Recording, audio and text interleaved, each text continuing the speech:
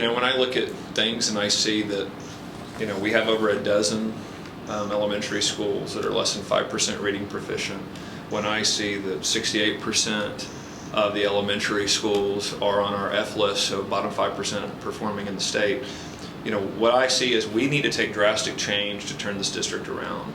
And I will tell every parent in Tulsa, they deserve a great school. And you and I have worked together for 3 years, probably-ish, and you've been there, and I know you hear them from them too. You hear parents that they're concerned about their kids reading, they're concerned about math, they're concerned about, is my kid going to graduate with the ability to get a job?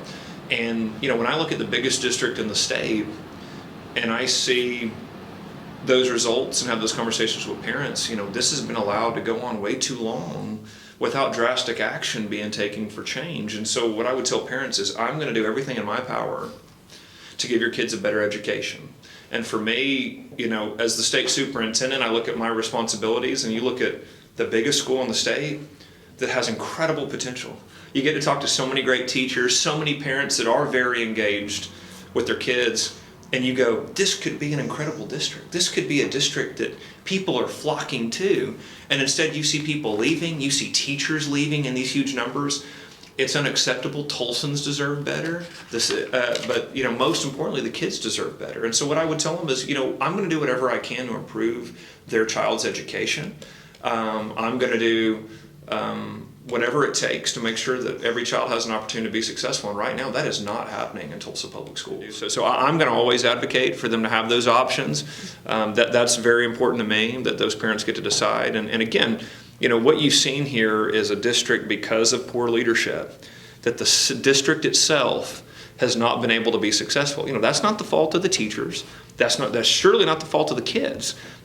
I refuse to believe that the kids in Tulsa cannot be high-achieving students. I don't believe it. I get to meet them. I get to talk to their parents. I refuse to believe that. It is time that we act with that belief in mind that these kids can do great things, and it's going to take changes in order to do that.